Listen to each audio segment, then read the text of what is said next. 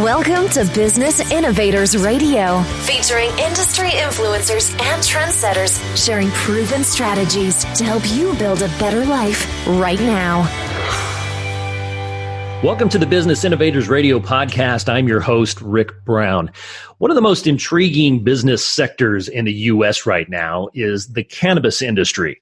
Annual sales of cannabis in the United States in 2018 topped those of video games, Netflix, and Oreos combined. The global legal marijuana market is expected to reach more than $146 billion, billion with a B, by the end of 2025. In fact, capital fundraising from North American public cannabis companies totaled more than $394 million in January of this year alone. And it should come as no surprise that California holds a large stake in the cannabis industry. A down and dirty trip, if you will, through California's legalization looks something like this. The Medical Cannabis Regulation and Safety Act was established through a series of bills passed by the California State Legislature in 2015 and 2016. And those established 3 state cannabis licensing authorities and created California's first framework, if you will, for the licensing, regulation, and enforcement of commercial medicinal cannabis activity. In November 2016, California voters approved Proposition 64, otherwise known as the Adult Use of Marijuana Act, and that allowed adults 21 years of age or older to legally grow, possess, and use cannabis for non-medicinal purposes, of course, with certain restrictions. Additionally, this act made it legal to sell and distribute cannabis through regulated businesses. On January 1st, 2018, the state began issuing licenses for medicinal and adult use cannabis activities for cultivation, manufacturing, retail, distribution, micro businesses, testing laboratories, and temporary cannabis events. All of these licensed commercial cannabis businesses are now operating under new state cannabis regulations, which were approved and that went into effect here in California in January of this year. Joining us today to talk about the business of cannabis is entrepreneur and executive Omri Agam. Omri is the Vice President of Corporate Development with Natura Life Science, a Sacramento, California-based cannabis company that's aiming to solve the industry's supply chain challenges by creating a one-stop platform to launch and scale cannabis brands. Omri's resume is impressive. It includes experience in corporate finance, mergers and acquisitions, investments, and operations. He attended the Wharton School of Business at the University of Pennsylvania, where he majored in finance. And he's worked as an investment banker and private equity investor in New York and Boston. He went on to co-found Endgame Partners, an investment firm and incubator where they helped launch and scale businesses in multiple sectors. In May of this year, Omri and Natura announced the completion of a $91 million round of private financing and the construction of what will become the largest vertically integrated cannabis campus in California. Omri, welcome to the program. Thanks so much for having me, Rick. Yeah, absolutely. Let's start off, please, by having you tell us exactly what is a vertically integrated cannabis campus. Sure. So we have been very inspired by the tech campus model and creating kind of an incredible place to work that is, more than just a manufacturing facility or more than just a cultivation facility. And so the vision of Ori, our founder, Ori Byton, was to create a place that kind of brought the best practices of tech to this emerging industry, which, as far as I can see, it will be one of the fastest growing industries that I'll see in my lifetime.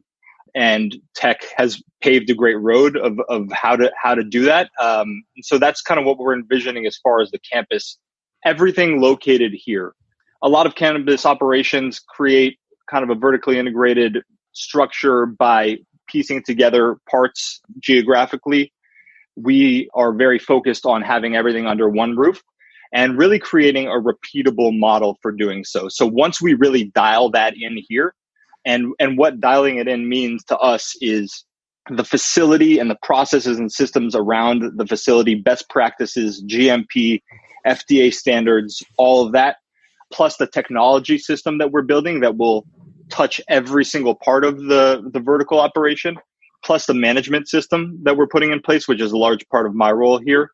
Building all of that out and then making it repeatable. So taking this campus model, and the vision is to create 30 of these around the world in the next 10 years. What we're implementing here is really kind of seed to sale or seed to the actual consumer operation. When we say vertically integrated, we're really looking at the genetics side and growing incredible genetics, developing incredible genetics, then bridging that to cultivation itself. So we'll have 3 mixed light greenhouses. Mixed light meaning we'll kind of have a translucent roof made of a very special material that allows us to utilize certain UV rays to enhance the efficiency of the cultivation. And that 190,000 square feet over 3 greenhouses will be producing, when it's fully operational, about 1,000 pounds of flower every 3 days, which is just an immense amount. And then after cultivation, we are also developing kind of under this roof, quote unquote, our formulation. So formulation of products, formulation of cannabis oils and terpenes and everything that goes into creating any type of cannabis product. Then we will also have here in this facility about 66,000 square feet of manufacturing. So that will include extraction and manufacturing. On the extraction side, it's every type of kind of extraction that exists right now in cannabis to extract the oils or the molecules, the cannabinoids that you want to extract to make certain products. We'll also have manufacturing of every type of product that is basically being sold in cannabis today, except for beverages initially. Beverages kind of requires very specific, specialized equipment that we're not bringing in up front, although we will likely expand there. But every other type of product will have a commercial kitchen, a test kitchen, so edibles, everything from tinctures and topicals, vape pens, any product that you see in a dispensary right now, essentially, except for beverages, as I mentioned, we'll be able to produce here. And then we'll also have distribution and direct-to-consumer delivery. So literally everything from the seed to the consumer under one roof, tied together by SOPs and best practices on the facility side, a technology system that our CIO, Eli Carmona, is building that is truly mind-blowing. And the folks from the industry who have been in here and have had the privilege to see what we're working on there so far have really been blown away. And then management systems and processes that really create a unique culture and a unique way of driving this business towards our vision. And so once we have that campus dialed, as I said, then the vision is to expand it across the world. So this is looking a lot different, when we look back, and I'm probably a little bit of an older guy than you. And, the cannabis world looked a lot different when I was a young guy Sure. From what you're talking about now. This is on a whole other level. And I'm really curious about some of the challenges that you guys face, both from kind of a public perspective and from a business perspective. From a public perspective, it's been evolving. Obviously, in just a few years, the perception has changed pretty dramatically. Omri Agam, our founder, when he was looking at cannabis businesses 3-4 years ago, he and I have known each other for a long time, done business together in the past, and we looked at some deals together. And even then, the difference between then and now is just night and day. And just in 3 or 4 years. Yeah, things move really fast here in this industry. I'm pretty new to this industry. I've only been at Natura since March of this year. And I feel like I've learned 10 years worth of knowledge in those 6 months. And that's kind of consensus across the industry. People in the industry talk about, a year. It's like dog years here. But also kind of the shifting perception is accelerating. I think it's definitely becoming massively accepted as far as certainly the medicinal side. I think it's universally understood now the impact that cannabis can have on people's health and on their lives on the medicinal side. And I think the wellness side and the and the recreational side and the benefits there are starting to be understood a lot more clearly too.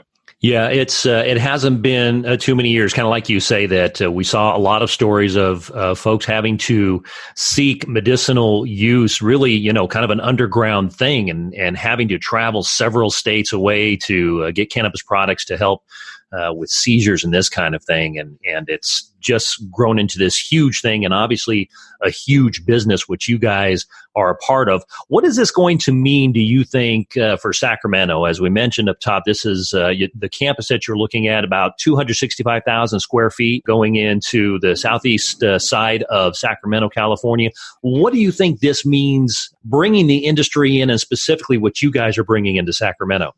Yeah, I think it's an amazing place to do what we're doing, just as far as kind of being the capital of the state and being around the local and the state government here is a really impactful thing. But, to me, the really exciting thing about being here, having experienced the city for a short time now and really having fallen in love with it, bringing a lot of opportunity, economic opportunity, jobs, of course. When we're fully humming, there'll be several hundred employees here at this facility at least, and a lot of revenue, we hope. And so, of course, giving back to the community is a huge part of our kind of mission, and it's a big part of why I'm here.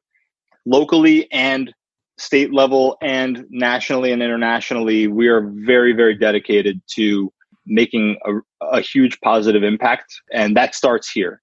And so we're really excited about that. Yeah, that's pretty cool. What can you offer in the way of, from a business perspective? And you've got a very strong business background. We have a lot of listeners who are just starting businesses. What kind of advice can you offer from a business perspective for folks who are getting started and looking to scale up to something larger? In cannabis specifically, or in general? Yes. Let's talk about the cannabis industry. Yeah. So really the problem that we are looking to solve in the cannabis industry is supply chain challenges. It is very difficult for brands, we've found, to launch and try to develop their own supply chain. And is that because it's such a new industry? It's such a new industry. It's quite fragmented. There's not a lot of campuses or facilities of the scale that we're building. In order to, of course, have this type of scale requires a lot of capital, and we're very fortunate to have been able to raise that capital. But, you see kind of certain brands try to go and build their own vertically integrated operation to fulfill their needs. Challenges there as far as fundraising, challenges there as far as, it's so complicated with all the licensing, and I'm just starting to even wrap my head around that. It's a really, really challenging kind of world to navigate. And then if you don't have the capital to build your own infrastructure, well, even if you do, you could very well outgrow it, right? And then all of a sudden you need to go and find the pieces that you need in order to fulfill the demand. And I know many brands personally that had their own facilities and still had immense challenges because they ran into capacity issues, or they only could do certain products in their facility and they couldn't expand and do line extensions into other types of products and things like that. And then there are brands that say, let's go it alone. Let's kind of develop the brand, focus on the branding, the marketing, the sales, and piece together the supply chain that we need. And to date, that's been a huge challenge as well, because again, it's quite fragmented. There aren't a lot of facilities that have the type of scale and capacity that we're developing. And that's why we're so excited to do what we're doing here in California and then replicate it, because what we will be able to offer brands is a one-stop platform to launch and to scale. And so for brands that are very talented at creating demand, we basically tell them, we can provide your supply. You don't have to worry about that. If you can go out and create the demand, we will be the supply chain. We will do everything that you need. And in fact, it's so complicated to run a business, period, let alone in cannabis, when you add the level of licensing and compliance and all that. And so for a lot of brands, we're offering a lot more. Our kind of general standard offerings are private label manufacturing, which would be for a dispensary or distribution company, someone who already has shelf space think a Trader Joe's model where we can create products for them that they place their brand on and put on their shelves. It's an amazing kind of way to build business, expand margins if you are someone who already has a customer base. And then we offer contract manufacturing for brands, like I said, brands that before may have struggled to piece together the supply chain, piece together the sourcing of source material, and then go and find an extractor at a separate location, and then go find a commercial kitchen to manufacture it. And each part of the chain requires a distributor to move it along. Now we can say, let us do that all under one roof. But then for certain really special brands that we believe in and we see long-term potential with, we can also come in and offer other services. We can provide economies of scale in terms of our HR and our insurance and our licensing and compliance and our legal team and even our branding and marketing and all of those types of functions. So it allows brands to, I think, launch and scale much faster. It's something that was very heavily needed, and it's something that we're really excited to do to kind of be the backbone, be the service provider, rather than go out and compete with, our clients. We just want to provide the space to allow them to thrive. I've been an entrepreneur for many years. I've done my own thing a bunch of times. And the idea to me of being able to find a one-stop solution that could do all the things that I don't want to have to deal with as an entrepreneur, so I can go out and build my business and generate demand and go grow, is a dream, right? And so I'm really excited to be able to provide that to entrepreneurs and let them not worry about so many of the challenging issues and complex issues that come up in this space. I think it's a great point you make, because one of the biggest lessons that I've had to learn, I think many, if not all, entrepreneurs have to learn is that you cannot handle every single aspect of your business. There's just no way. There are certain things I'm just not good at. I wanted to ask you real quick, and obviously we talked about your most recent round of fundraising, but more than $90 million announced in this last deal back in May. So clearly there are a lot of investors out there who are interested in this industry, yeah? Absolutely.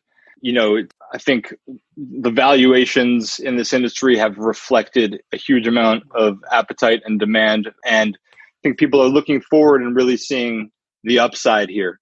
Now, I think we've experienced a little bit of a correction recently. Public companies in the space have, their valuations have normalized a little bit. I think we're going to see that ebb and flow for a while because there's still so much uncertainty and it's so young, and, companies getting very high multiples on their revenue as far as evaluation isn't sustainable.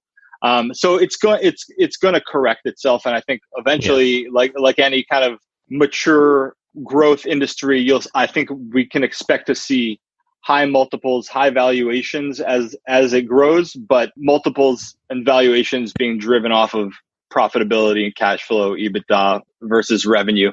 But yeah, right now, and to this point, you've seen a lot of capital come in and try to jump on the ship.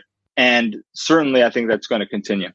Yeah, I think the time has passed for kind of the quote unquote little guy to get in on this industry in terms of trying to invest. There'll still be opportunities. There's a lot of brands that are launching and a lot of great entrepreneurs who are still going to their friends and family and raising, relatively small seed rounds to kind of get off the ground.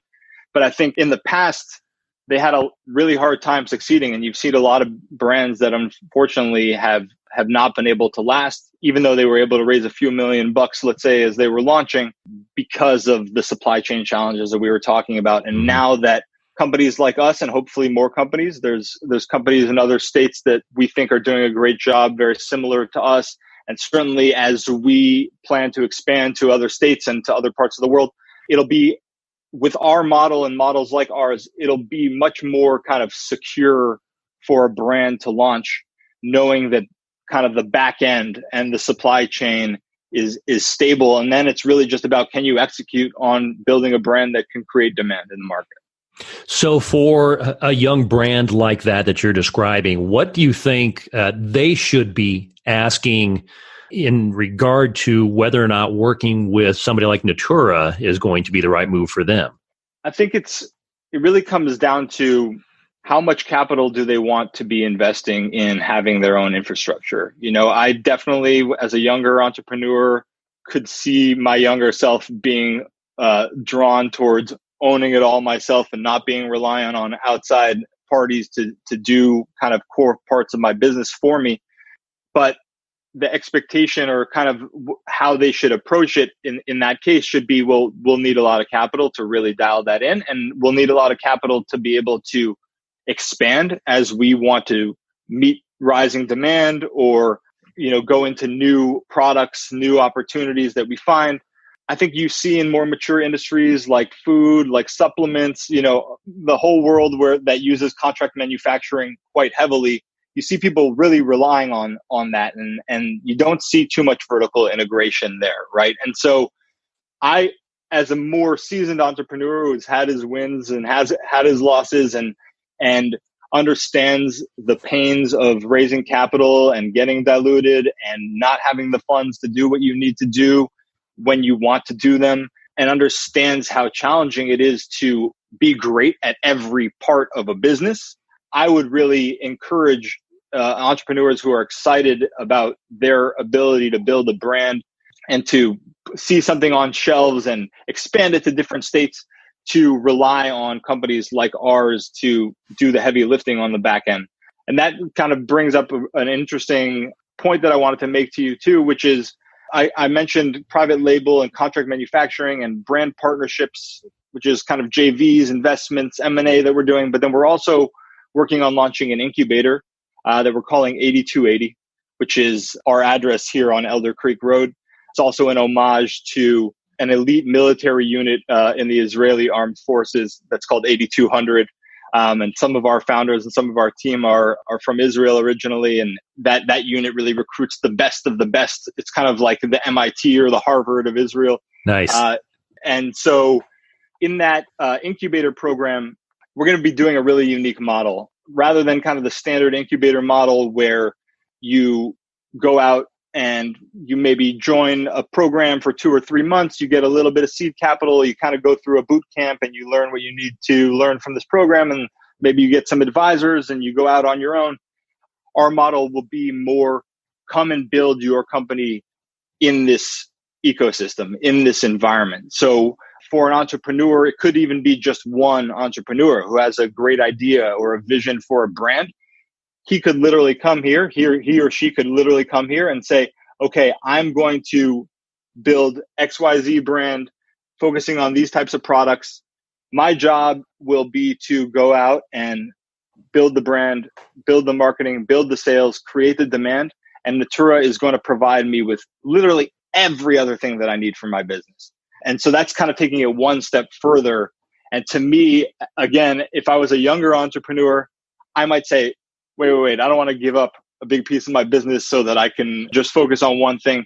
But as a more experienced entrepreneur who knows all the things that you go through, I would say it's a dream to be able to not have to worry about so many things and just go do what you're great at. And so for really kind of sales and marketing driven entrepreneurs, that's going to be an amazing opportunity. This might be a little bit of a redundant question, but you've talked about your background, kind of how you thought as a younger entrepreneur, talked about your wins and losses in your past. I'm curious if there's been something that you have learned from your experiences, maybe something that didn't go so well for you that now you look back on and that has impacted how you conduct your role in business today. Yeah. So I think the biggest thing, and it's kind of a little bit off topic of what we've been talking about so far, but something that actually really drew me to Natura. I think in my younger days, I was chasing money. I was really after kind of big exit, big home run success. And most of my business decisions early in my career were about how can I make as much money as possible. And through the really challenging periods of my career, through the losses, I started to shift my kind of perspective and realize that what's important isn't so much making money. And if you're just being driven by that, you're kind of setting yourself up for a pretty unfulfilling career and an unfulfilling life. At least that's how I read it. And so what I really shifted to was, how do I make as big of an impact on the world? How do I contribute to the world in a really positive way? And interestingly, that's what had me hesitating initially about coming to Natura. As I mentioned, Omri, the founder, and I have known each other for a long time, and he had floated the idea of me coming and seeing what he was working on for quite some time and joining the team. And I wasn't sure. Not being a cannabis guy myself, I was hesitant. And I was also really kind of reluctant about being in an industry that was so heavily regulated, so many factors that were out of your control. But really, to me, the biggest question was the contribution and the impact you can make. And finally, earlier this year, Omri convinced me to come and just consult for a couple months and see what was happening here, meet the team, give my input. And I came out to implement a system called EOS, which is the Entrepreneurial Operating System. It's an amazingly simple and elegant methodology for building businesses, running businesses, where you kind of establish very early on through a lot of in-depth and open discussion with the leadership team, who the company is, what it stands for, where it's going, and how you're going to get there in 10 years, where you want to be in 3 years, in 1 year. And then you do everything on a quarterly basis to ensure that you're kind of feeding into that 10-year vision. And I'm telling you all this because it was through that process of spending a lot of time interviewing the leadership team, getting to know the team here, pulling out of the team that core focus that we established, which is positively affecting millions of lives through the creation of a world-class platform to launch and scale cannabis brands. To me, that positively affecting millions of lives thing really rang home. And then really drilling down into what that means. How do we do that? Okay, there's so much medical benefit that can be brought to the world through this product. There's wellness benefits. There's also the opportunity to build a truly responsible industry leader that's focused on quality and consistency and science and data. And, this industry is going to happen no matter what. If I could help we hope to be one of the industry leaders doing it in a way that no other industry has ever been built, in a way that is just on a foundation of such core values and so much responsibility and ethics and morals and all of those things. To me, it really hit home. That's what caused me to stay. Of course, the opportunity is huge. As a student and a fan of how to make great businesses, the opportunity to build something from the ground up that I think is going to be so immense was huge. But the thing that kept me here was the opportunity to truly make a positive impact on the world. And if I was speaking to my younger self, I would say, focus on that. Focus on how you can make a contribution. Focus on how you can help others. That's where you're going to get fulfillment. That's what's going to give you lasting satisfaction and drive your passion and your purpose and all of that. Yeah, well said. Well said. Hey, let's shift gears a little bit. Are you familiar with the Proust questionnaire? I know the term, but no. Yeah, Marcel Proust was a French writer back in the early 1900s, and he had this list of like 20 questions or so. And according to Proust, by answering these questions, an individual reveals his or her true nature. So okay. I want to run a few of these by you. Sure. They're pretty harmless questions, and just kind of answer with the first thing that comes to mind. You ready for that? All right. Yeah. What is your idea of perfect happiness? Perfect happiness is fulfilling your life's purpose, fulfilling the mission that you came here to fulfill. Good. Which living person do you most admire? Which living person do I most admire? That's an interesting question. I have a lot of formerly living people that I often draw on for inspiration. I would say in recent times, someone who I've been truly, truly inspired by is Ray Dalio from Bridgewater. Tell us a little bit about him. So Bridgewater, largest, most successful hedge fund in history. And Ray Dalio is one of the greatest investors who ever lived. But what really draws me to him is not that. It's as great as he is as an investor, he's equally as great as a leader, as a business leader. And he wrote a book called Principles that I'm heavily influenced by and plan to implement a lot of those principles and that philosophy and that style here at Natura. And I just think that what he did in terms of building that culture, that's truly unlike any culture that I've ever heard of in any business, in any industry, and the amount of detail and care that he placed on building an idea meritocracy, as he calls it, on building a business, a company where anyone can thrive if you are open to being in that type of culture, which isn't necessarily an easy place to be. But if it is, I think it unlocks so much potential in the employees if you can kind of be at a place like that. And the methodologies that he placed, the systems and processes that are there, the amount of thought that's gone into every single aspect of building a great organization is something that's driving me in a big way here. You've given that a little bit of thought. Clearly. Yeah. What do you most value in your friends? Honesty, kindness, humility in all people that I connect with. I think those are some really big attributes that draw me. Good. Here's maybe the most important question, and this one's actually not from Proust. I just made this one up myself. Who's your favorite superhero? My favorite superhero. So I didn't grow up on comic books, but I'm a huge fan of all of the Marvel movies that have been made in recent years. And my favorite ones have definitely been the Deadpool movies, I would say. So I would say Deadpool. Yeah, those are cool. You have a motto? I have a few that I definitely tap on, but I would say that everything is for me. Nothing is happening to me. Everything is happening for me. Yeah, nice. I like that. Omri, perfect, man. I think Proust would be proud. I appreciate you playing along with that. Hey, tell us, how can our listeners learn more about what you and Natura are doing and bringing to Sacramento?